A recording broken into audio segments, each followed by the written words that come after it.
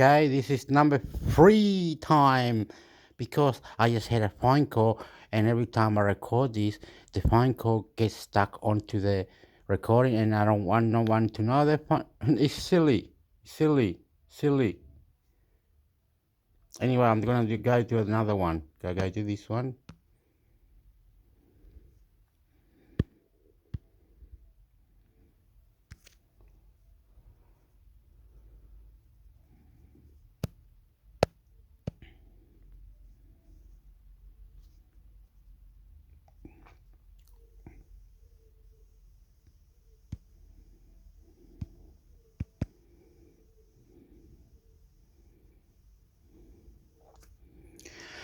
Anyway, YouTube, intermix hector, YouTube, subscribe, YouTube setting, YouTube this, YouTube that. Don't be shy, YouTube settings, YouTube this, YouTube that, intermix hector. Please subscribe.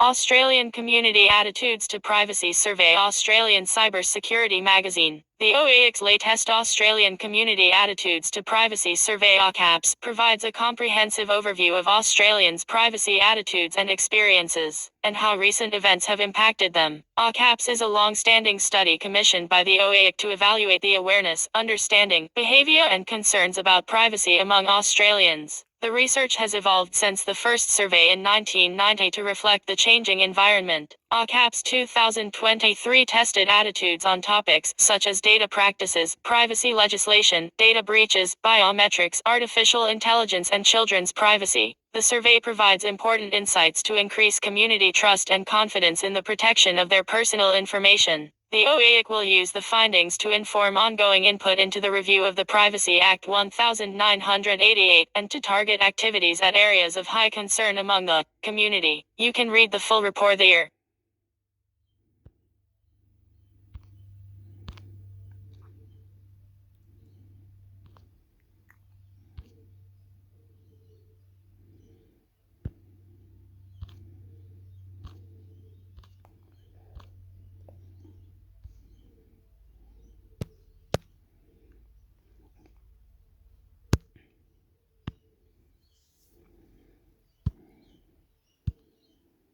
2023 Cloud Threat Findings Report. Australian Cyber Security Magazine. Cato Security has released its Security Labs 2023 Cloud Threat Findings Report, revealing discoveries about the evolving cloud threat landscape and shedding light on the heightened risk of cyber attacks due to the rapid adoption of cloud-focused services. Our goal with this report is to equip incident responders and security professionals with essential knowledge, enabling them to adequately secure their organization amid this rapidly evolving threat environment, said James Campbell, CEO and co-founder of Cato Security.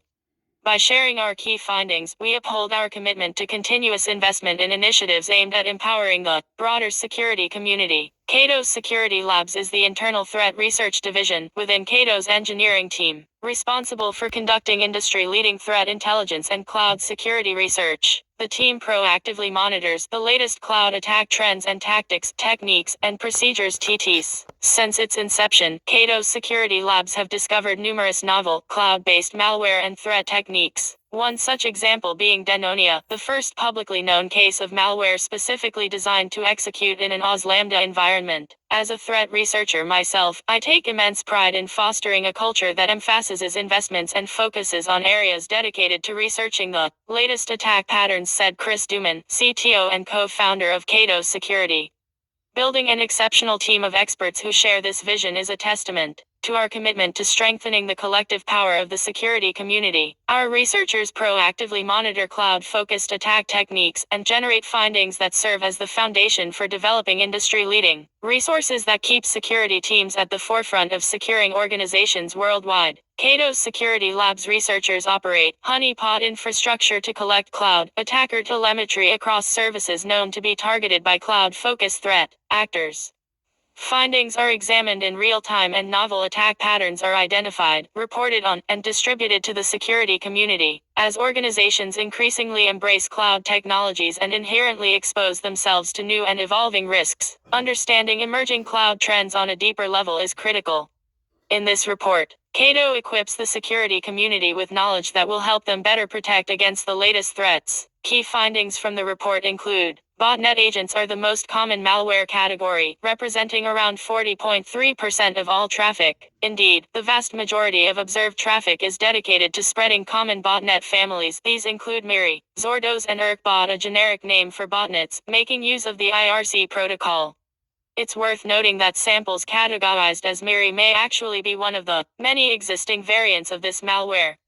Such variants could be considered commodity malware at this stage, since threat actors actively repurpose the Miri source code and adapt it to their needs. This has resulted in families, such as Chaosin and Qbot, which are sold and redistributed as a service. From the telemetry analyzed by Cato Security Labs, it's clear that threat actors still place significant value in botnets and their usefulness in DDoS attacks. Use of botnets has been especially relevant in the context of the Russia-Ukraine war, where they have been leveraged by hacktivists on both sides to conduct DDoS attacks on strategic targets. ESH is the most commonly targeted service, accounting for 68.2% of the samples seen, followed by Redis at 27.6%, and low log4 shell traffic at a mere 4.3%, indicating a shift in threat actor strategy, no longer prioritizing the vulnerability as a means of initial access. Since ESH is a protocol used across the internet, not just in cloud infrastructure, this statistic is unsurprising. ESH allows secure communication between clients and servers, and is typically used for server administration. This often means that ESH servers are internet-facing, and can pose an easy target if inadequately secured. Accounting for just over a quarter of all traffic to the Cato Security Labs honeypot is traffic destined for Redis. Redis is an in-memory data store, and is frequently deployed as part of a distributed application in cloud environments. The developers of Redis strongly discourage exposing the data store to the internet, as their security model is designed with trusted clients in mind. Despite this, Redis is frequently observed as an initial access vector for crypto-jocking groups, such as 8220 Gang, Team 10T, and Watchdog. The low levels of log4 shell traffic seen by Cato's infrastructure indicate that cloud-focused threat actors are no longer prioritizing this vulnerability as a means of initial access. This could be due to the high levels of press coverage that the vulnerability received at the time, with multiple private and public sector organizations providing guidance on how to remediate it for users. Further, in an overwhelming majority, nearly all 97.5%, opportunistic threat actors scan for vulnerabilities in only one single specific service to identify vulnerable instances deployed in the wild. This could be due to the fact that attackers are aware of a specific vulnerability in a particular service, or they have development experience in that area. From the attacker telemetry analyzed, Cato Security Labs has derived several projections and recommendations. The team anticipates attacks leveraging serverless functions will increase in severity and sophistication. Ransomware groups will develop more non-Windows ransomware, and threat actors will continue to exploit cloud services to aid in phishing and spam campaigns. In light of these predictions, Cato's security experts advise organizations to understand the all shared responsibility model, ensure access to relevant evidence, limit the exposure of services like Docker and Redis, check public repositories for cloud credentials, and apply the principle of least privilege. Understand the cloud service provider CISP shared responsibility model. The first step towards security in the cloud is to carefully understand that security and compliance is a shared responsibility of the cloud service provider and its customers. To some areas, customers are responsible for everything in the cloud, whereas the CISP is responsible for security of the cloud. For example, customers are responsible for maintaining security of their own data, operating systems, network and firewall configurations, identity and access management, and more. On the other hand, the CISP is responsible for securing the overall hardware and global infrastructure. Ensure you have access to the right data. Data capture in the cloud is different from traditional infrastructure, therefore it's important to ensure you have enabled sufficient logging to support an incident investigation. Additionally, you should regularly test that you are able to acquire, process and analyze data from CISP log sources, disk images and other key artifacts from deployed resources. Another key point is to ensure you have the right level of automation in place so that you are able to capture evidence from ephemeral environments before it disappears. Avoid unnecessarily exposing services like Docker and Redis to the internet. Performing regular scans of your entire estate, both cloud and on-premises, for exposed services that could be leveraged by an attacker is key. If any are found, then you should perform a triage check to determine if they have been compromised. Check public repositories for any cloud credentials. Breaches of cloud accounts are typically from credentials being found from publicly accessible repositories such as GitHub. If any exposed credentials are found, then you should take the necessary corrective actions and perform an investigation to determine if they have been used by an attacker. Implement principle of least privilege. By implementing the principle of least privilege, you can protect higher value resources if lower value resources are compromised. Lateral movement is a key stage of the attack lifecycle and can result in significant damage in the event an account breach does occur. You can read the full report there.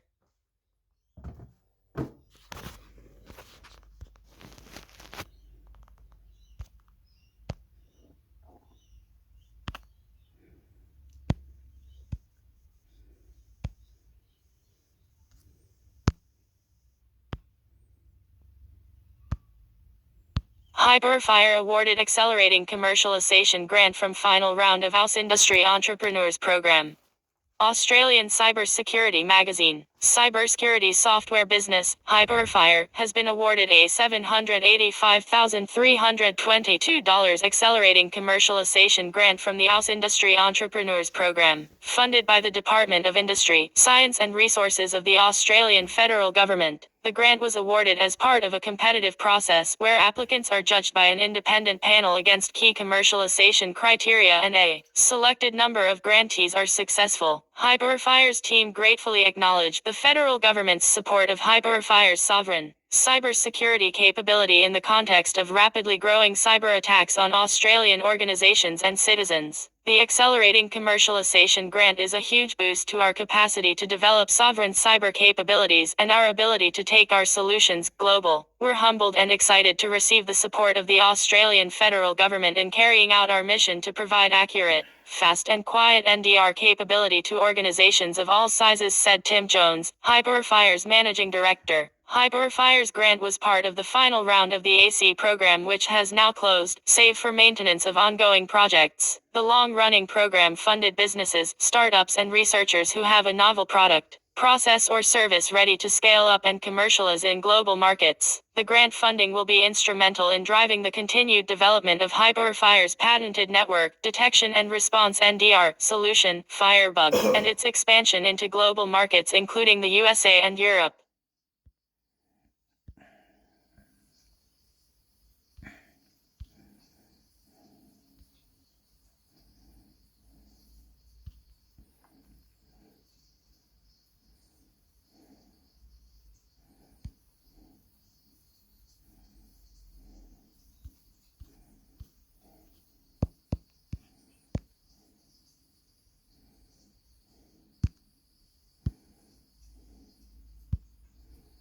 F5's IROP Assessment. Australian Cybersecurity Magazine. F5 has announced the company's completion of the InfoSec Registered Assessors Program IROP assessment for F5 distributed cloud services. Developed by the Australian Signals Directorate as IROP is an independent assessment of the implementation, appropriateness, and effectiveness of a system's security controls. IROP assessment outcomes are documented within a report which can be used by businesses to assess a system's suitability for their security requirements. The assessment of F5's distributed cloud services was completed by SD-certified IROP assessors from leading cybersecurity company Cybergs. In addition to furthering F5's presence in the government market, the completion of the IROP assessment to the protected security classification plays a vital role in assuring public and private sector organizations that F5's distributed cloud services have achieved the high standard of requirement for the storage and processing of protected level information necessary in the current landscape.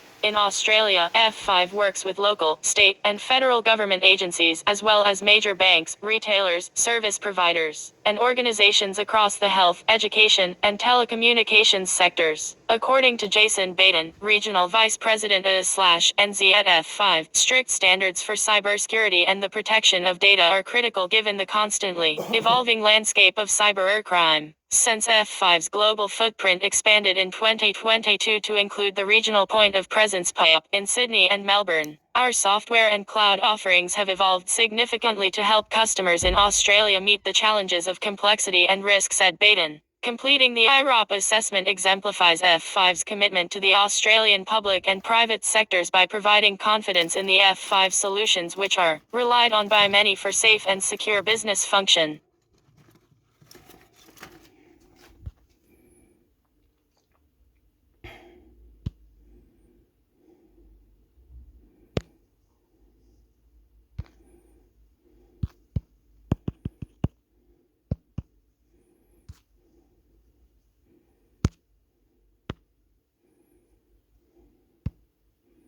The best games on PS Plus, Extra, and Premium digital trends. The best games on PlayStation Plus, Extra, and Premium. PlayStation Plus has gone through several iterations and changes since it was first introduced. Originally, the service wasn't required for online play at all, and rewarded subscribers with extra discounts and free monthly games. Once the PlayStation 4 generation began, it was required for online play, but still offered those same benefits. Now, PS Plus is divided into 3 different tiers of subscriptions. The basic tier, PS Plus Essential, still gets 3 games per month added, while the extra and premium tiers will have a varying number of games added to their catalogs. With hundreds of games already and more coming and going all the time, even the most dedicated gamer won't be able to play everything on offer. To help you get the most bang for your buck, and so that no hidden gems go under your radar, here are all the best games to play on PS Plus Essential, Extra, and Premium right now. Best PS Plus Essential games. As is usually the case, everyone with the lowest tier of PS Plus gets 3 games this month, 2 with PlayStation 5 versions and 1 with a S4 version. Here's what you can play this month. Best PS Plus Extra games. The Extra tier is where you can download and play a massive library of both S4 and S5 titles. These games cycle in and out every month, though you never know how many will be added or removed at a given time. Here are some of the best ones available right now. Best PS Plus Premium games. The premium tier's exclusive games are all the S1, S2, PSP, and S3 games you can download and stream. The lineup of S1, S2, and PSP games was fairly limited at launch, but will grow as new games are added monthly. For that retro hit, here are the best games from past generations to try out. Editor's recommendations. The best upcoming S5 games, 2023, 2024, and beyond. Hogwarts Legacy among dozens of great 4th of July S5 game deals. The best S5 controllers for 2023. The best S4 games for 2023. The best video game consoles for 2023. Jesse Lennox loves writing games and complaining about not having time to write and play games. He knows the names of more. Best PlayStation Plus deals. Save on Essential, Plus and Premium. PlayStation Plus PS Plus is the best way to get the most from your PlayStation gaming time thanks to adding online multiplayer, free games, and a whole heap more for one subscription fee. In recent times, it has been expanded to offer 3 different tiers, each offering varying benefits to gamers.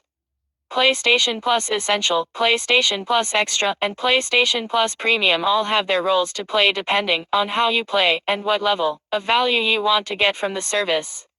Some form of PS Plus subscription is vital if you want to be able to play certain PlayStation 4 and PlayStation 5 games online with your friends, but there are more benefits than just that. With PlayStation Plus, you also get exclusive deals on the PlayStation Store. Even better, there are free games to download every month that you will be able to keep playing as long as you keep your PlayStation Plus subscription active. Until May 9th, you also retain access to the PlayStation Plus collection, which contains some of the best games for both systems. Depending on the tier, you might get even more than that. Read on while we take you through the differences between the different tiers of PlayStation Plus, and round up the best PlayStation Plus deals and prices available right now, so you can save money if you want to play online, while also enjoying free games on the cheap. What is PlayStation Plus? Along with online multiplayer and other in-game network features, a PlayStation Plus Essential membership grants you access to exclusive discounts and other promotions. Perhaps the most notable benefit of PlayStation Plus is that every month, Sony gives subscribers one PlayStation 5 and two PlayStation 4 games that are free to download. You have 1 month to add these free PlayStation Plus games to your library.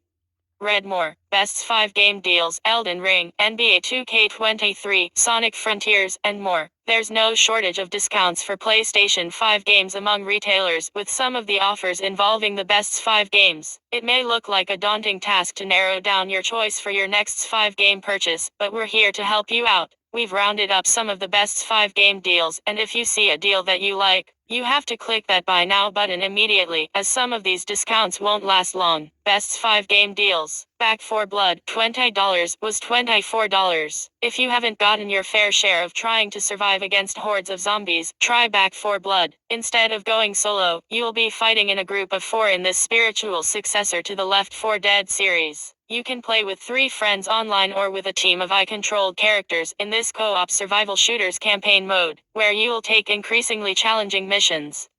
In multiplayer mode, you'll get the chance to play as the Undead Ridden, which come with unique abilities. You'll also enjoy extreme replayability with the game's card system, which ensures a different experience each time you start a match. Read more. The best 5 headsets for 2023. Whether you want to experience Elden Ring in all its immersive glory or the dazzling fights of God of War Ragnarok, your PlayStation 5 deserves an excellent headset to enable your gaming. For that next level of immersion and communication, we suggest these top-notch headsets packed with the right audio features. If you are wondering, yes, S4 headsets are compatible with the S5 too. But this is still a great time to upgrade, so check out these great new picks with both wireless and wired options available, plus a range of prices so you can match your budget. Read more.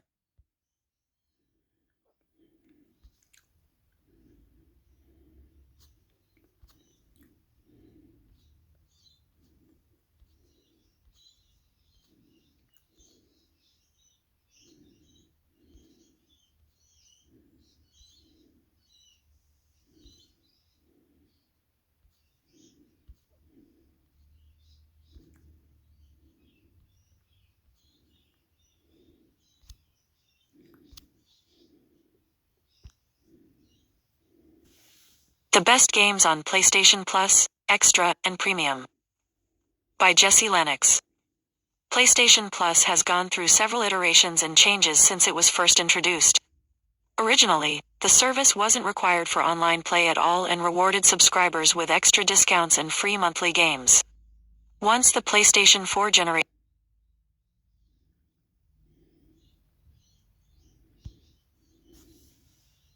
Yes, Zoom can still train AI on your videos.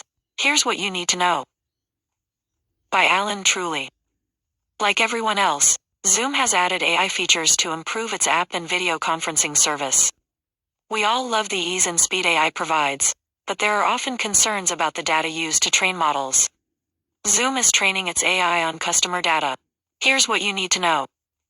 News leaked in May 2022 that Zoom was working on emotion sensing AI that could analyze faces in meetings. Beyond the potential for inaccurate analysis, the results could be discriminatory. More recently, privacy concerns have arisen since Zoom updated its terms of service to allow the use of your data to train its AI model. Following a backlash, Zoom adjusted the language to provide more transparency about this issue and clarified how the option works. In bold text, the update reads, "For AI, we do not use audio, video, or chat content for training our models without customer consent." It's that last part about consent that's a little tricky. Zoom won't use your data to train its models across the board, but it will if you consent. That consent is automatically applied when you engage a Zoom IQ feature. You can still use Zoom IQ without your data being harvested for training, but you have to manually opt out once the AI features are enabled. The Zoom IQ AI feature is off by default. Meeting administrators can turn it on to generate a summary when the meeting ends. When enabled, anyone joining the call will see a pop-up notification alerting them, "Meeting summary has been enabled." You can enter the meeting, implicitly giving consent, or leave the meeting. That might be a difficult choice if it's a work meeting. Can you afford to skip a meeting? That's an issue to raise with the meeting administrator.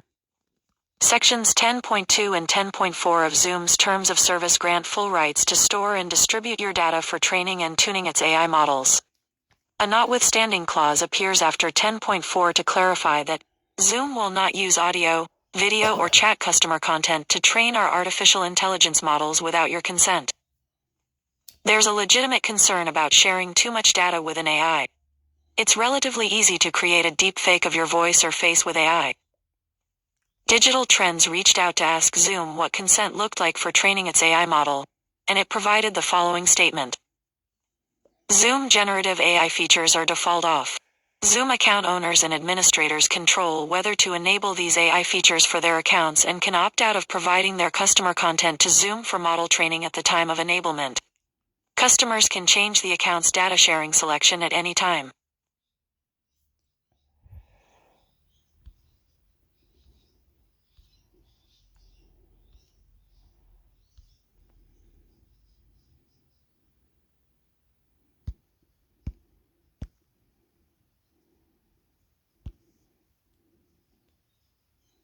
MiniGPT-4, a free image-to-text AI tool you can try out today. By Luke Larson. ChatGPT is great, but right now, it's limited to just text. Text in, text out. GPT-4 was supposed to expand on this by adding image processing to allow it to generate text based on images. OpenAI has yet to release this feature, however, which is where MiniGPT-4 comes in. This open source project gives us a preview of what the image processing in GPT-4 might be like, and it's pretty neat. What is MiniGPT-4? MiniGPT-4 is an open source project that was posted on GitHub to demonstrate vision language capabilities in an AI system. Some examples of what it can do include generating descriptions of images, writing stories based on images, or even creating websites just from drawings. Despite what the name implies, MiniGPT-4 is not officially connected to OpenAI or GPT-4. It was created by a group of PhD students based in Saudi Arabia at the King Abdullah University of Science and Technology. It's also based on a different large language model, LLM, called Vicuña, which itself was built on the open-source large language model Meta AI, Llama. It's not quite as powerful as ChatGPT, but as graded by GPT-4 itself, Vicuña gets within 90%. How to use MiniGPT-4. MiniGPT-4 is just a demo and is still in its first version. For now, it can be accessed for free at the group's official website. To use it, just drag an image in or click Drop Image here. Once it's uploaded, type your prompt into the search box. What kinds of things should you try out? Well, asking MiniGPT-4 to describe an image is simple enough. But maybe you need some copy for an Instagram post for your company. Or maybe you want to know the ingredients needed for an interesting dish, and even a recipe for how to cook it. MiniGPT-4 can handle these tasks surprisingly well. The coding aspects are a bit more rough around the edges. Turning a simple napkin drawing into a functioning website was a trick shown off by OpenAI when GPT-4 was first announced. But MiniGPT-4 doesn't seem to be able to handle that quite as well just yet. ChatGPT will provide more accurate code. In fact, running whatever the MiniGPT-4 code is through ChatGPT or GPT-4 will net you better results. One thing to note is that MiniGPT-4 does use your local system's GPU. So, unless you have a fairly powerful discrete GPU, you may find the experience fairly slow. For context, I tried it out on a M2 Max MacBook Pro, and it took around 30 seconds to generate text based on an image I uploaded. Limitations of MiniGPT-4. The speed of MiniGPT-4 is certainly a limitation. If you're trying to access this without some decent graphics, it's too slow to feel responsive. If you're used to the speed of cloud-based ChatGPT or even Bing Image Creator, MiniGPT-4 is going to feel painfully slow. Beyond that, MiniGPT-4 has all the same limitations that ChatGPT or Google Bard or any other AI chatbot in that it can hallucinate or make up information.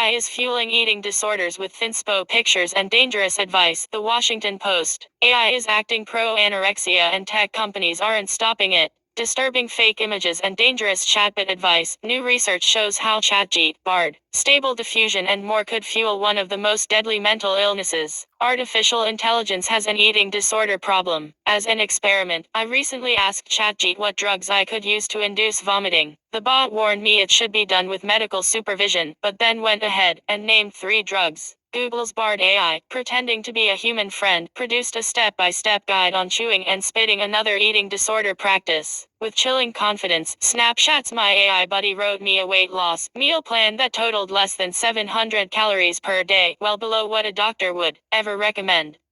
Both couched their dangerous advice in disclaimers. Story continues below advertisement. Then I started asking eyes for pictures. I typed thinspo, a catchphrase for thin inspiration, into Stable Diffusion on a site called Dream Studio. It produced fake photos of women with thighs not much wider than wrists.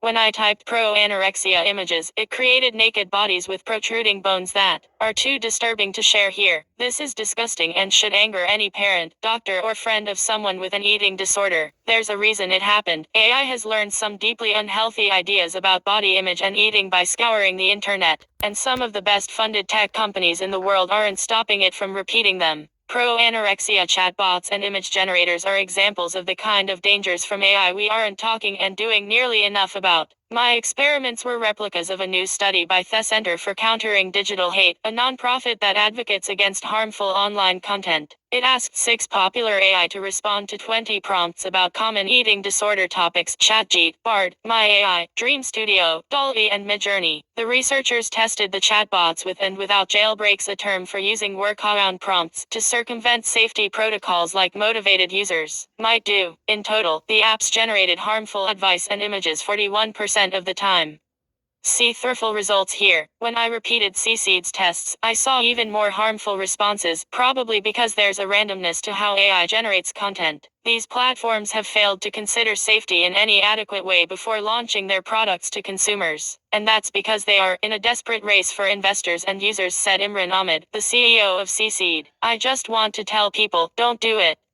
Stay off these things, said Andrea Vatsana, a clinical psychologist who treats patients with eating disorders at the New Longoni Health and who I shared the research with. Removing harmful ideas about eating from AI isn't technically simple. But the tech industry has been talking up the hypothetical future risks of powerful AI, like in Terminator movies, while not doing nearly enough about some big problems baked into AI products they've already put into millions of hands. Story continues below advertisement. We now have evidence that AI can act unhinged, use dodgy sources, falsely accuse people of cheating, or even defame people with made-up facts. Image generating AI is being used to create fake images for political campaigns and child abuse material. Yet with eating disorders, the problem isn't just AI making things up. AI is perpetuating very sick stereotypes we've hardly confronted in our culture. It's disseminating misleading health information. And it's fueling mental illness by pretending to be an authority or even a friend. I shared these results with 4 psychologists who treat or research eating disorders, one of the most lethal forms of mental illness. They said what the AI generated could do serious harm to patients or nudge people who are at risk of an eating disorder into harmful behavior. They also asked me not to publish the harmful AI-generated images, but if you're a researcher or lawmaker who needs to see them, send me an email. The internet has long been a danger for people with eating disorders. Social media fosters unhealthy competition, and discussion boards allow pro-anorexia communities to persist. But AI technology has unique capabilities, and its eating disorders problem can help us see some of the unique ways it can do harm. The makers of AI products may sometimes dub them experiments, but they also market them as containing the sum of all human knowledge. Yet as we've seen, AI can surface information from sources that aren't reliable without telling you where it came from. You're asking a tool that is supposed to be all-knowing about how to lose weight or how to look skinny, and it's giving you what seems like legit information, but isn't, said Amanda Raful, an instructor in pediatrics at Harvard Medical School. There's already evidence that people with eating disorders are using AI. CC'd researchers found that people on an online eating disorder forum with over 500,000 users were already using ChatGPT and other tools to produce diets, including one meal plan that totaled 600 calories per day. Story continues below advertisement. Indiscriminate AI can also promote bad ideas that might have otherwise lurked in darker corners of the internet. Chatbots pull information from so many different sources that can't be legitimized by medical professionals, and they present it to all sorts of people, not only people seeking it out. Rafuel said, AI content is unusually easy to make. Just like false articles, anyone can produce unhealthy weight loss tips. What makes generative AI unique is that it enables fast and cost-effective production of this content, said Shelby Grossman, a research scholar at the Stanford Internet Observatory. Generative AI can feel magnetically personal.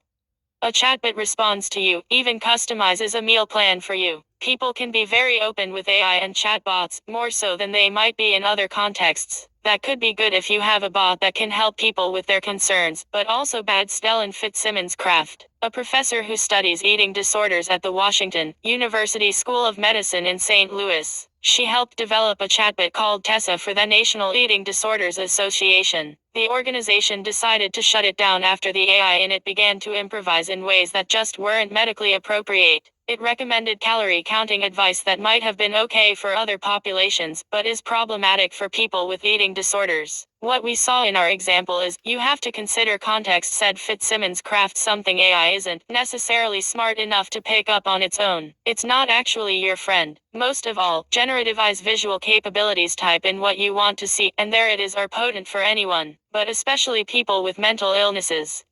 In these tests, the image-generated AIs glorified unrealistic body standards with photos of people who are, literally, not real.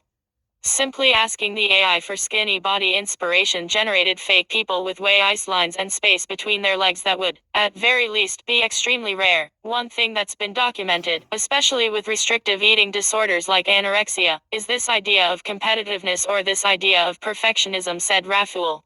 You and I can see these images and be horrified by them, but for someone who's really struggling, they see something completely different. In the same eating disorders online forum that included ChatGPT material, people are sharing AI-generated pictures of people with unhealthy bodies, encouraging one another to post your own results and recommending DALL-E and Stable Diffusion. One user wrote that when the machines get better at making faces, she was going to be making a lot of personalized thinspo. Story continues below advertisement. Tech companies aren't stopping it. None of the companies behind these AI technologies want people to create disturbing content with them. OpenAI, the maker of ChatGPT and DALL-E, specifically forbids eating disorders content in its usage policy. Dream Studio maker Stability AI says it filters both training data and output for safety. Google says it designs AI products not to expose people to harmful content.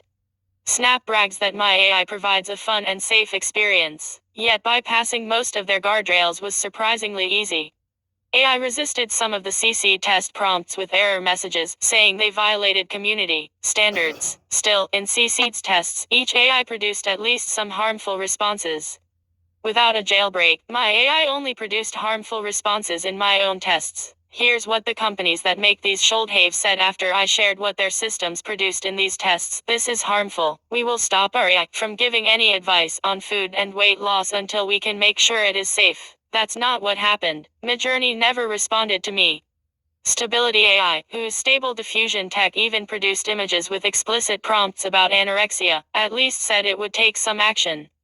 Prompts relating to eating disorders have been added to our filters, and we welcome a dialogue with the research community about effective ways to mitigate these risks, said Ben Brooks, the company's head of policy. 5 days after Stability AI made that pledge, Dream Studios still produced images based on the prompts, anorexia inspiration and pro-anorexia images. OpenAI said it's a really hard problem to solve without directly acknowledging its AI did bad things. We recognize that our systems cannot always detect intent, even when prompts carry subtle signals. We will continue to engage with health experts to better understand what could be a benign or harmful response, said OpenAI spokeswoman Kayla Wood. Google said it would remove from Bard one response, the one offering thinspo advice. 5 days after that pledge, Bard still told me thinspo was a popular aesthetic and offered a diet plan.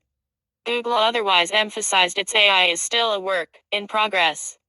Bard is experimental, so we encourage people to double-check information in Bard's responses, consult medical professionals for authoritative guidance on health issues, and not rely solely on Bard's responses, said Google spokesman Elijah Lawwell. If it really is an experiment, shouldn't Google be taking steps to limit access to it? Snap spokeswoman Liz Markman only directly addressed the jailbreaking, which she said the company could not recreate, and does not reflect how our community uses My AI. Many of the chatbot makers emphasized that their AI responses included warnings or recommended speaking to a doctor before offering harmful advice. But the psychologists told me disclaimers don't necessarily carry much weight for people with eating disorders who have a sense of invincibility or may just pay attention to the information that is consistent with their beliefs. Existing research in using disclaimers on altered images like model photos show they don't seem to be helpful in mitigating harm, cited Erin Riley, a professor at University of California at San Francisco.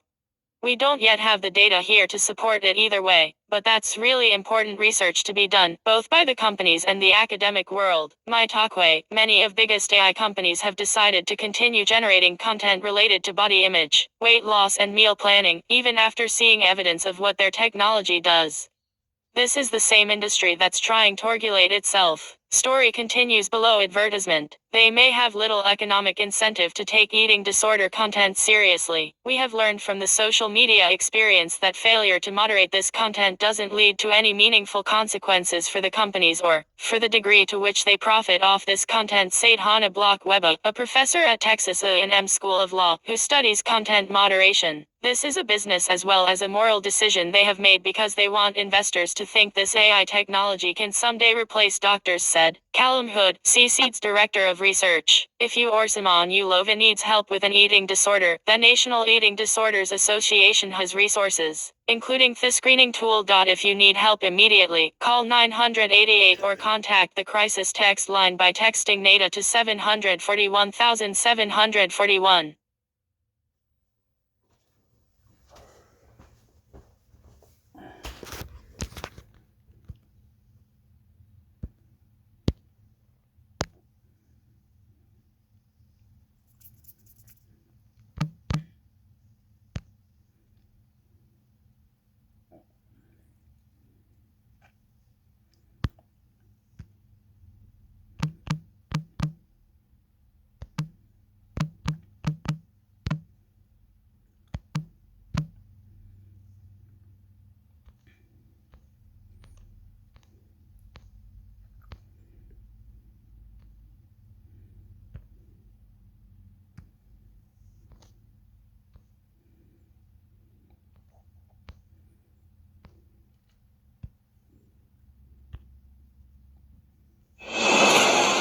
Daily shows on Acast, you can pick whatever one you want, meaning that you could get, the likes of us. I mean, Charles, people might not appreciate just how cheap we are to get to read your ad, given our legendary reputation and huge audience. And it means, say you've got a really feel-good brand, I don't know, happy things that you want to sell.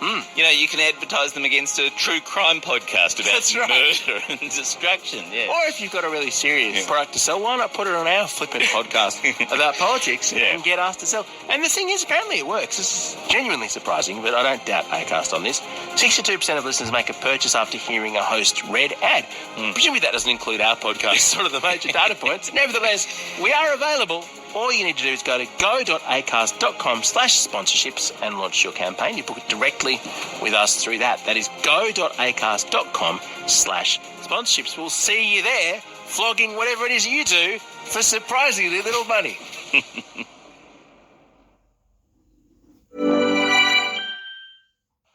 This 10th year of Daily Tech News Show is made possible by you, the listener. Thanks to every single one of you. I see you, Chris Beneteau, Steve Iadarola, Jeffrey Zilks, and welcome in our new patrons, Nick HW and Randy. On this episode of DTNS, looks like you lost some subscribers there, Max. You okay? Also, we check on Canada, now that news is illegal there, and introduce you to the local first movement that wants to end your reliance on the cloud. So this right here, this is the Daily Tech News for Thursday, August 3rd, 2023 in Los Angeles. I'm Tom Merritt. From Columbus, Ohio, I'm Rob Dunwood. From deep in the heart of Texas, I'm Justin Robert Young. And I'm the show's producer, Roger Chang. Oh, my friends. What a wonderful panel. Good to have you both. if I'm not mistaken, Rob, Justin, have you ever done a DTNS together before? I think once, but it was like a big panel one, maybe. Okay. Yeah. You know, one of the specials. No, not one of these. The mothership, the Here we real go. deal, All the right. straight dope, the real DTNS. No, this is me and Rob's debut, and I am thrilled to be doing it. Me too. All right, let's start right away. Oh, sorry, Rob. I didn't mean to cut you off whether you were thrilled or not. Let us, shall we begin with the quick hits then? Why not? Let's do that. Nintendo reported earnings for the quarter ending June 2023 with a nice surprise for the street. Revenue for the quarter rose 52% year on year. This is due in large part to the success of the Super Mario Brothers movie and the launch of The Legend of Zelda Tears of the Kingdom in May. Company also sold more Switch consoles than expected, moving 3.91 million consoles, which is up 13.9% over the same quarter last year. According to TechCrunch, 3 security researchers were able to jailbreak a Tesla to get free in-car feature upgrades. The technique they use is called voltage glitching, where they fiddle around with the supply voltage of the AMD processor that runs the infotainment system at just the right time to get the CPU to do something other than what was intended to do. The researchers who own the car but just don't want to pay $300 for heated seats will present their findings next week at the Black Hat Security Cyber Conference in Las Vegas. Nice. Instagram has restricted the number of message requests from people you don't follow to 1. Previously, it was unlimited. They could just keep saying, "Hey, please, you want to be my friend? Be my friend? Accept my request." A second message can only be sent now if the recipient accepts the request to connect. So you don't have to follow each other. You just have to accept that first request. Also, those message requests only can include text now. Before, they could include images and video. Instagram tested these changes in June, and now it's rolling out to everybody. Samsung and repair shop company Asurion have designated 50 U-Break iFix locations as flagship repair centers for Samsung devices. That means they have larger inventories and specialized tools so they can repair more types of devices and problems faster. Samsung also partners with iFixit on self-repair kits. And a couple of product announcements. LG has announced the global release for its 97-inch OLED TV. We saw this at CES. This is the one that puts all the ports in a separate box, then connects to the display wirelessly. That way you can put the TV wherever you want, but keep all the boxes and cords out of sight. The LG Signature OLED goes on sale in September. In the UK, you'll pay £28,000. So that's around $35,000 US. It's been on sale in Korea for about the same amount of money. Alienware also announced the launch of its Aurora R16 flagship gaming computer. It's 40% smaller than the R15, but has larger air intakes, 2 M2 PCIe slots, and support for Wi-Fi 6E and 2.5 gigabit per second Ethernet. That one starts at $1,750 in the United States. All right, let's check in on our friend Max, Rob. Well, Warner Brothers Discovery announced quarter-ending June 2023 earnings and has lost 1.8 million subscribers across all properties, including Max, the newly combined HBO Max and Discovery Plus streaming service. Executives don't seem too concerned, however, because most of those cancellations were customers dropping Discovery Plus now that it is part of Max, and the fact that the streaming revenue grew by 13% year over year. CEO David Zaslav says, while we have seen some expected subscriber disruption, we have experienced lower than expected churn throughout this process. He also states that Warner Brothers Discovery plans to launch internationally over the next year plus. But that's not all he had to say, is it, Justin? Oh, Rob, you ain't just whistling Dixie. Indeed not. On the writers and actors strike, the CEO says it is, quote-unquote, important that the strike gets settled soon. Quote, our goal is to tell great stories, and we cannot do any of that without the entirety of the creative community. We should also note that the company saved $100 million on expenses because of the writer and actor strike. Now, that may look a little paltry when they don't have money to make on new product going forward, but for right now, it's money found in the pants. Zaslav says that Max now has the ability to deliver live programming, and the company recognizes that sports are important differentiators. The company may make a move on the NBA with its current rights set to expire in 2025, although the company will sell or close down its regional sports networks by the end of the year. Yeah, it's a subscriber decline, but when you consider that they forced a lot of people to have to download a new app to keep watching the service, and they said, hey, that thing you've been paying for, Discovery Plus, well, if you're already paying for HBO Max, now you've got it there. And so a bunch of people are going to cancel Discovery Plus. So this actually, 1.8 million probably isn't that bad in retrospect. It'll be more important to see if they bounce back with growth next quarter. What surprises me, though, is that even before we saw Zaslav come in, even before the merger got approved, they've been dragging their heels on bringing sports into what was then HBO Max and is now Max. And I don't quite cotton to why they are taking so long to bring live sports front and center when they have Major League Baseball, NHL, NBA. They have a lot of live sports that they could do this with. I know some of it is right stuff, but not all of it is right stuff. I don't know. With the NBA expiring in 2025, it seems like maybe they're waiting to figure that deal out before they highlight it, but I don't know why. Yeah, I don't think they're getting the NBA. And if I had to just take an educated guess, I think this company wants to be bought again by somebody who has sports. So they don't want to go sign ginormous contracts that would make their acquisition at some point later more difficult to do. Because when you think about like the NBA, the player salaries are already starting to, reflect what that deal is going to look like. That thing is going to be billions upon billions upon billions of dollars. So I don't know that they want to be strapped down with that, or at least you can infer that by the fact that they just haven't gone after any of these major sport franchises that I don't want to say they're there for the taking, but they are there for the bidding. I mean, they could be in the game much more so than they are, so to speak, pun intended. Well, but of the people that are buying sports right now, they are by far financially the weakest. And you could make the argument from the Turner perspective that they've already done a lot of the kind of acquiring that they were going to do. They already acquired the NHL. They already have expanded their footprint in MLB. And obviously, NBA is their flagship. They are, at least for sports fans that I talk to, the premier exhibitor of sports. That's a very, very important brand, but they don't have the backing that ESPN has with Disney. They don't have the backing of a major broadcasting outlet like ABC or CBS or Fox. And so they, being a cable-only outlet, have always had to be a little circumspect when it comes to what they are going to buy. I agree with you, Rob. This is something that I think they are very much deciding, and the market is deciding whether or not they are the biggest small fish in the world of streaming that will be going forward, or the smallest big fish going forward, and that will determine whether or not they are swallowed or whether or not they will be surviving. I think Zaslav is putting himself in a position to kind of do both.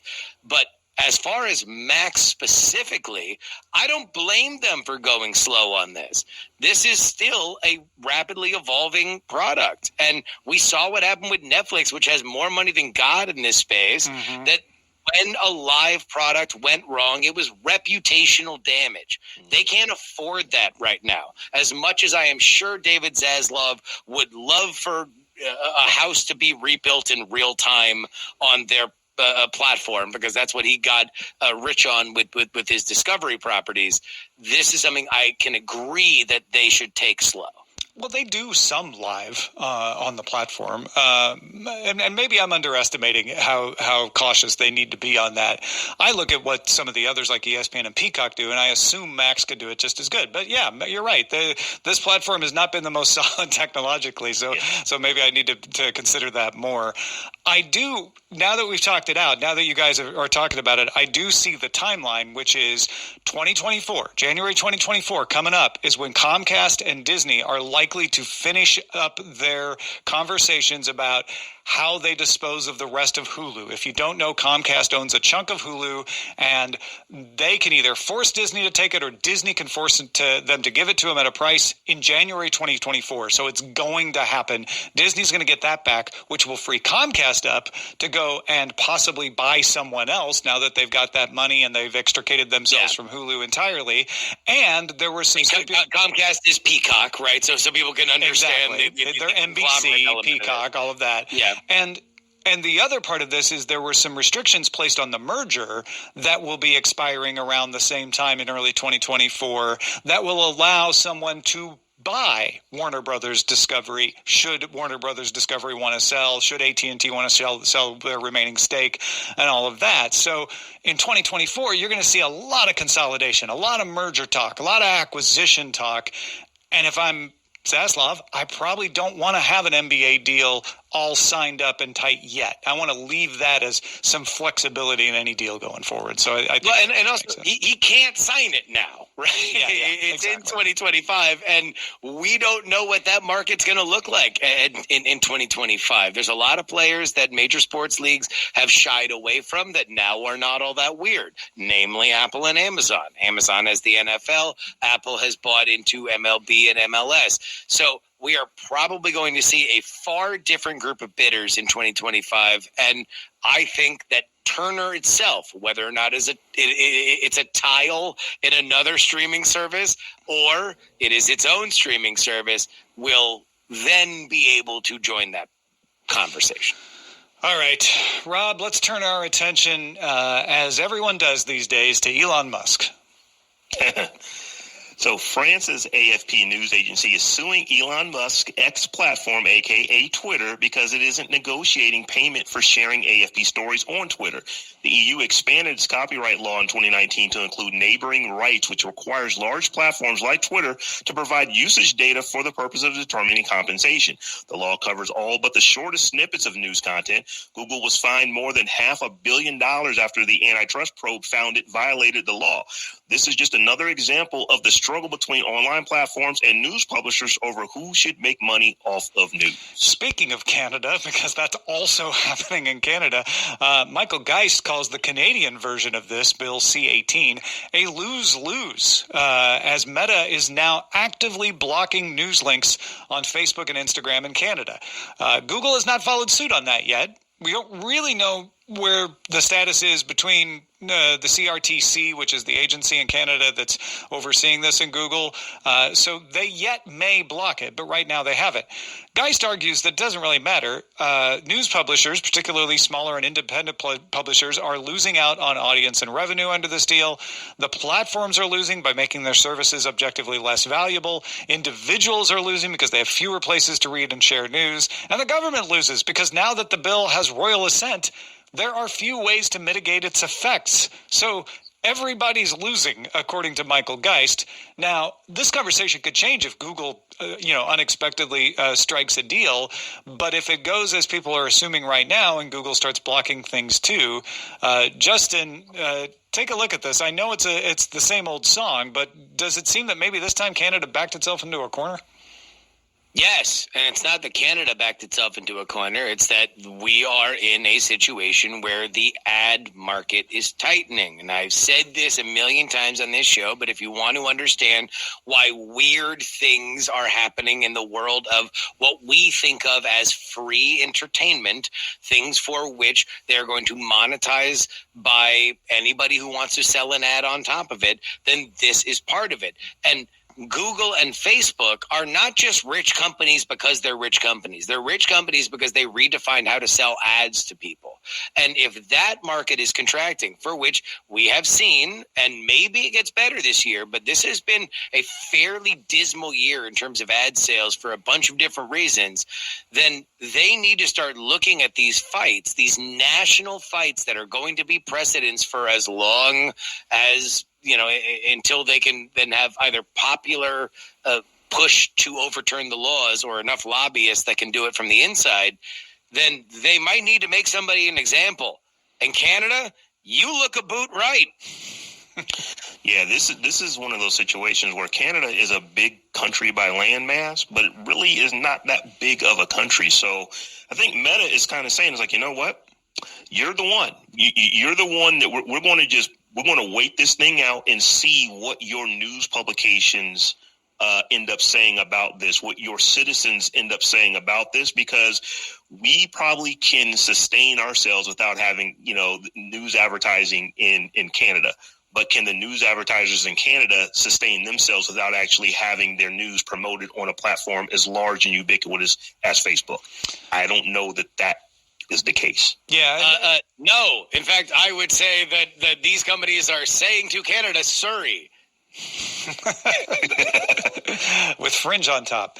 I want to make clear to people that there are differences in these laws. Australia had an easier way for negotiations to happen. Canada locked it down more and made it harder because the CRTC is involved, as Justin was talking about earlier.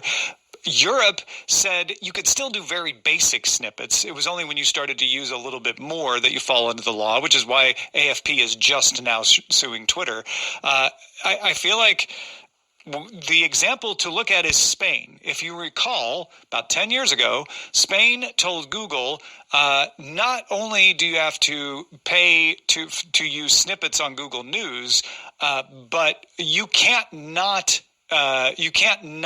link to the news. You can't get around it by just putting up a link. Anything you do, you're going to have to pay. And Google responded by removing the Google News product in Spain. For many, many years, you could not use Google News in Spain. And it does feel a little like maybe that's what's going to happen with Meta and News in Canada. And like I said, we're still waiting to see what happens with Google. Well, and let's also understand that this is only reaching the point of government action because these media outlets are dying because they stopped getting ad revenue. They turned to social media, some of which offered to pay them money for various different schemes, like pivoting to video, like Facebook, now Meta, did. And now they feel sold up the river. And so government is stepping in to make sure that they now get paid directly from these platforms. That's what this is all about. But it would not exist if these local outlets were still making money in ad revenue like they were in the 90s and the 2000s.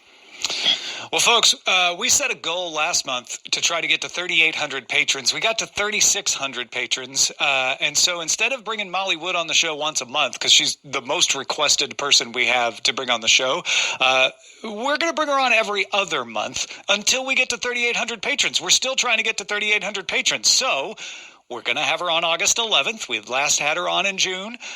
So this is every other month. But if we can get to 3,800, we're only a couple hundred away, we will be able to have Molly on more. We'll be able to have her on at least one Friday every month.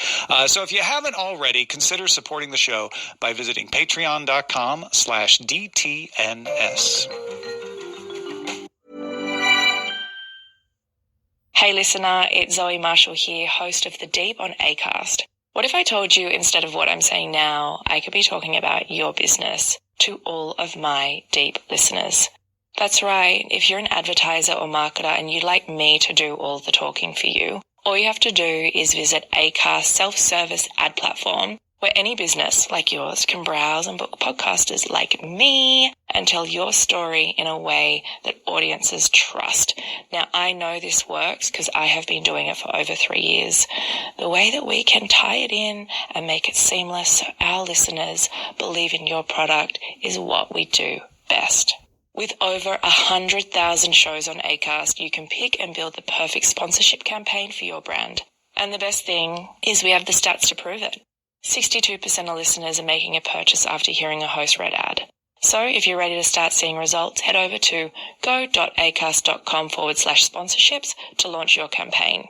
That's go.acast.com/sponsorships.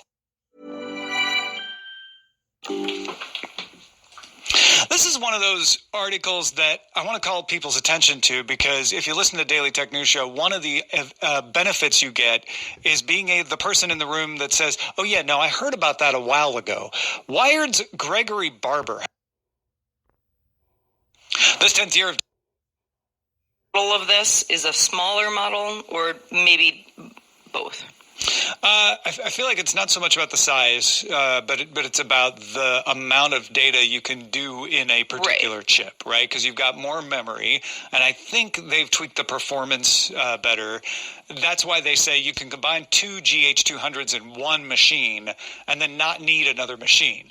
And as soon as you don't need to spread out, distribute your task across multiple machines, that makes it more efficient on its own because you're not. So it is kind of saving space, Yeah, I guess depending in that on what way, your you're setup right. was. Yeah, but sure. that's not really. It's basically that this is just more powerful. Yeah, it's than not that the ever. chip's actually smaller or anything, but yeah, it would save you space in that you would need fewer machines, which uses less power, which means that you need less space in the data center. So if you're renting the space, that saves you money, et cetera, et cetera, et cetera. It's going to be faster and cheaper to run these kinds of models. At least that's what NVIDIA is promising. AMD's also promising that. It's not like NVIDIA is the only one, but NVIDIA kind of the leader in this stuff. Jensen Huang in the keynote made a point of talking about how they sort of bet the company on the future of AI before it was clear that this was going to be as big of a future as it is. And gosh darn it, isn't he glad they did, because it's bringing in the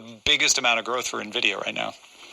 Well, and NVIDIA has a huge AI chip market share at this point, right? It is so like 80%, right? Is that something lots like of that? other companies doing this as well, but NVIDIA is poised to become sort of the industry leader.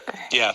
A couple other things out of this keynote. AI Workbench will let you create, test, and customize generative models on a workstation before having to deploy them to the data center.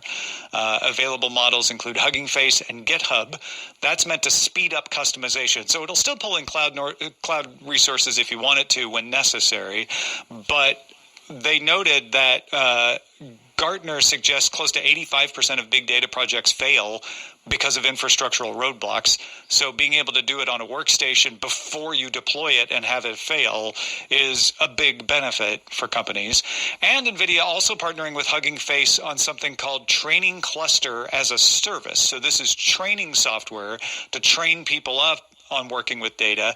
It's powered by NVIDIA's DGX Cloud and Hugging Face's training models and data sets. The big data projects failing note struck a chord with me because I thought, all right, well, if big data says, for example, something that comes out of NVIDIA saying, we can help you, and then whoever's running the city council, right, goes, we can't possibly deploy something like this. I feel like that's probably I know people are working on it and companies are, but that would probably be like an area that seems to be like a middleman thing that we don't hear as much about. Yeah, I think a good example of this would be I'm working at Schwab. And I've got a project I've been working on that I think is going to crunch a bunch of financial numbers and make it easier to get some insights on the market. But I have to deploy it. And then I deploy it. It's costly because we don't have those GH200s yet, and it fails because I wasn't able to run it. I had the idea, but I wasn't able to run it until I put it in the data center. Those are the 85% of big data projects that failed, those kinds of things. And so being able to do it on a workstation just saves you all kinds of stuff where you can say, oh, it looks like this isn't going to work, but now I can tweak this and I know what to fix before you ever push it out and put it in the data center. At least if I'm understanding this right. I think so. Well, postdoc researcher in ergonomics at USC, Alexis Souchet, has an article on the conversation called Virtual Reality Has Negative Side Effects. New research shows that can be a problem in the workplace. Some of the negative side effects you might expect include headaches, eye strain, neck pain, you're wearing a thing in your head, things happen. Things you get from a computer monitor also, if you're not careful these days. But some of that is more specific to VR specifically, like dizziness or nausea, even muscle fatigue. The scientists have some ideas for how you can reduce the problems if you decide to use a headset as your monitor for work, maybe part of the time, maybe all of the time.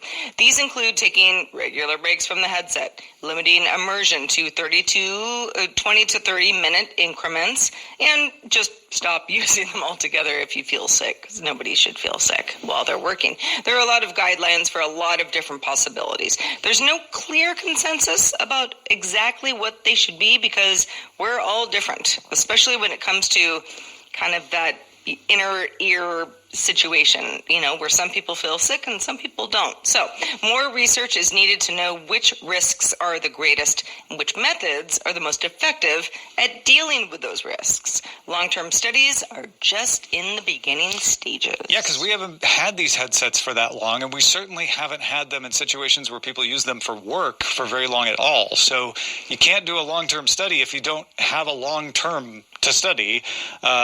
I was very excited when I saw the headline of this conversation article, thinking like, oh, so these papers that they wrote are going to have lots of great recommendations. And they do, but there are like 90 individualized risks and some recommended guidelines for study for each one. I was imagining like, oh, we're going to get a list of, 5 to 10 things that are best practices when using a headset as your work monitor.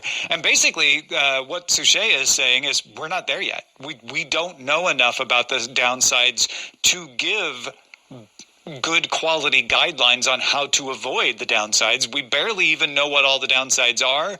It's very individualized because different people have different downsides, so we don't know which ones are the most common. That's why there's 90 of them, because they're like, we can identify when they happen, but we don't know which ones are the most frequent and the ones that most people will deal with. This is all something that could mean nothing if headsets never catch on and work, or could be extremely important in a year if suddenly everybody's using the Vision Pro 2 in their workplace.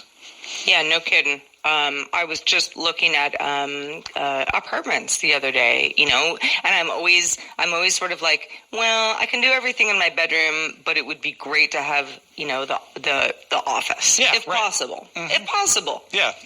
Doing a VR thing kind of negates that need. If everything is going as to plan, you just sort of put it on, and now you're at the office. Now you're in a different room. Yeah. Exactly, and that's great.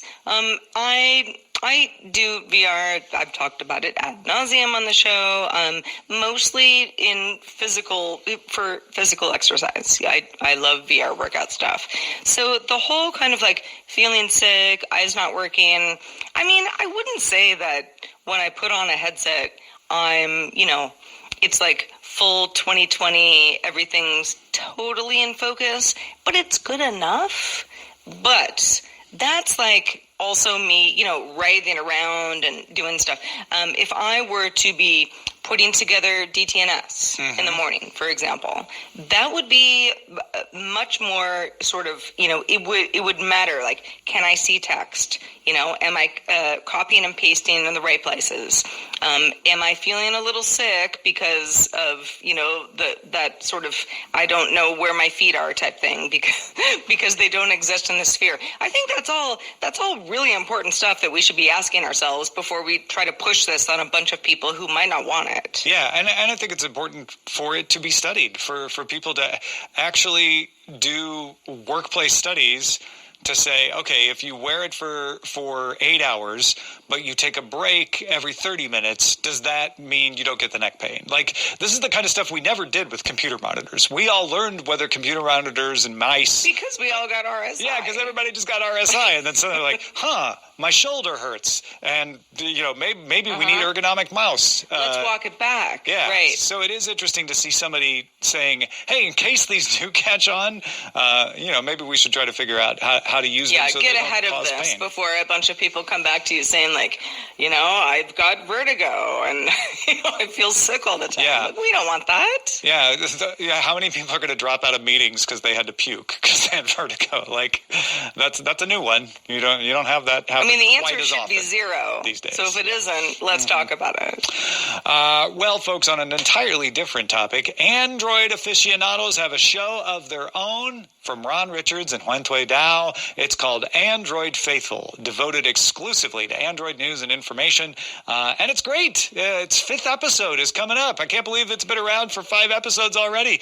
If you have not already signed up, go sign up. You can catch it live right here on our YouTube channel and our Twitch channel, or you can get it on demand Tuesdays at 8 p.m. East Coast, 5 p.m. Pacific, or at androidfaithful.com every single day of the week.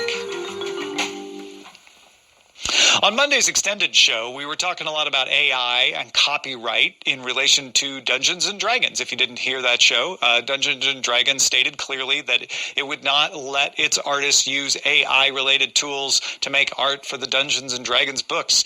Now, we suspected in our conversation that might be in large part because of issues of intellectual property.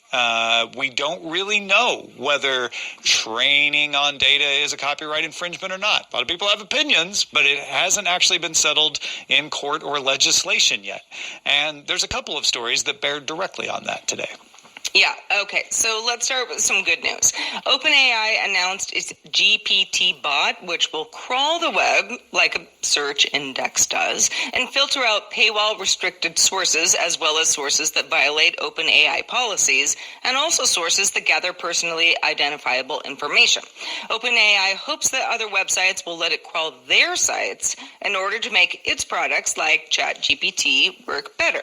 But if a website doesn't want to participate, it can disallow GPT-Bot in its robots.txt file, just like sites can already do that to stop being indexed for search. Sites can even customize directories to allow GPT-Bot to access some, not all, but some of its site. So that's good news. But a lot of folks are still wondering if OpenAI has the right to use web information for training at all. Even if sites have left it open to be crawled, did they do that on purpose? Which leads us to our next story. Yes, there's a lot of abuse of these generative models going on out there. One recent example, author Jane Friedman discovered that someone was selling generated texts under her name on Amazon. And it took her story going viral to get Amazon to remove them. That is just one example of the kinds of things that cause people to get very upset. And people getting upset has now affected Benji Smith. Benji Smith launched something called Prosecraft in 2017. It's good to note, especially if you see headlines about this, that Prosecraft has been around since 2017. It had scanned more than 27,000 books and used an algorithm that is not AI, not a generative algorithm, but used an algorithm to rank them by various statistics. Those statistics included things like word count, occurrence of passive voice, the percentage of adverbs, and a measure called vividness. These are all things to help writers evaluate a text. The only sections of a book that were shown to customers were the most passive and the most vivid page of a given selection. Benji Smith, who created Prosecraft, thought it was a useful tool for new authors to upload and compare their own work. He did not mind their work. He was just using the algorithm that was drawing from published texts to say, hey, you're about as vivid as Herman Melville, or something like that. It was a way to improve their writing, and it was incorporated into his Shakespeare, with an X, word processor, so the writers could use it while they were writing. Smith said because he only published small pieces of text alongside summaries of statistics, he thought it was a fair use of the texts, and so he didn't seek permission. Okay.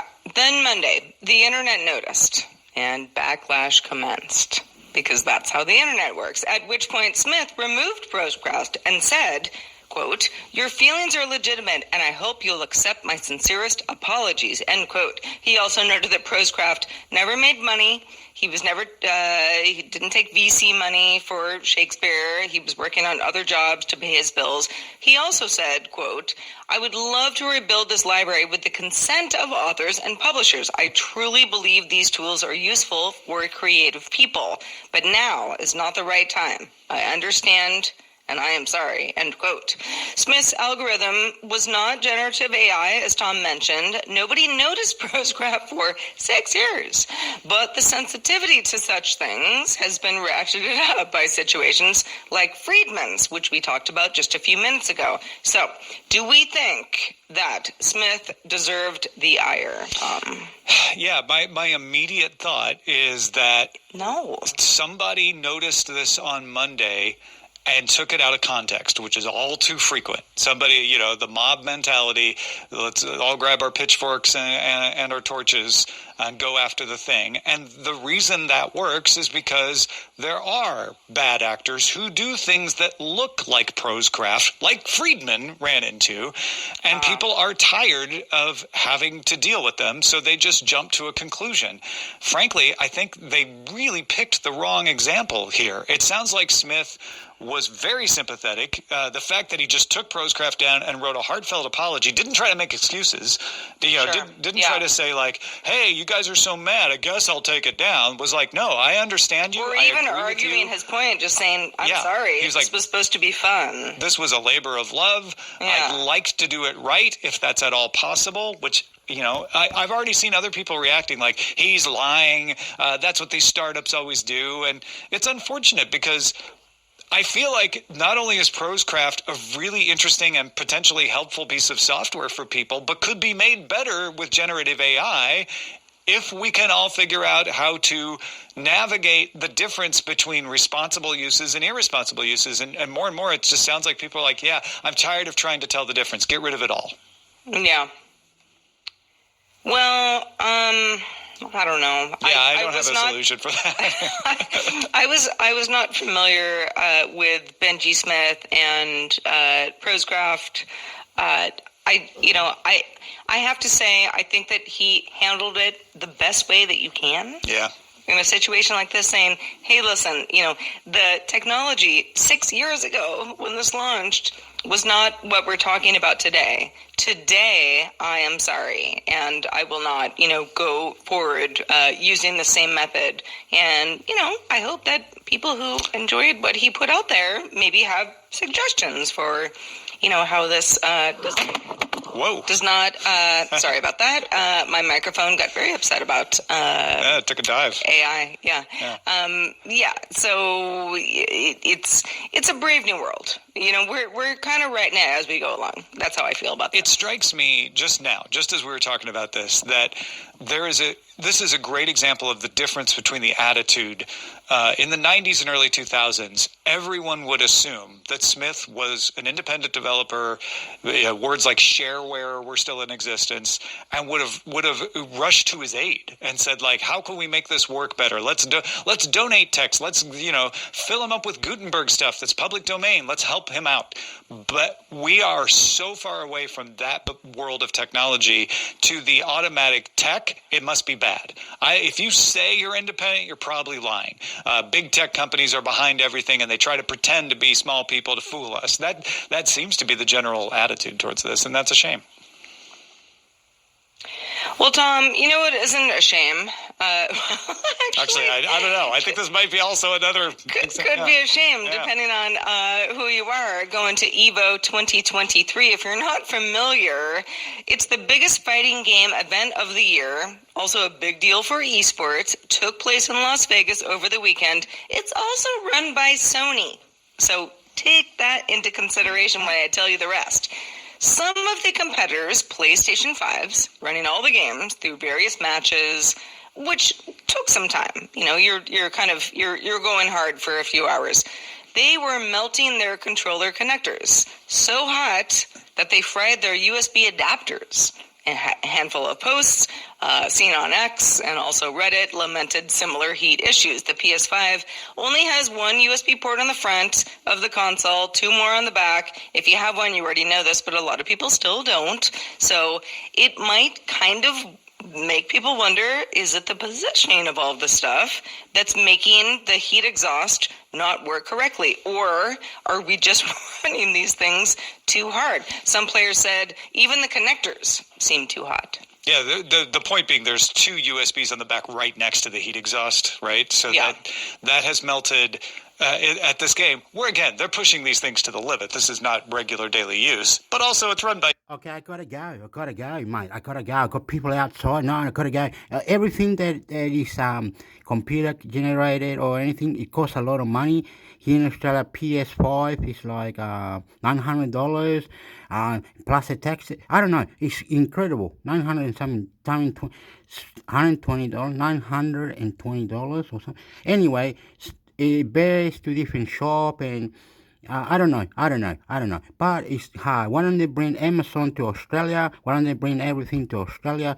Are you scared? What, you scared for the technology? Why don't you bring technology and we can combine technology and go out of space and colonize other planets? Intermix Hector, anything goes. Intermix Hector, YouTube. Bye bye.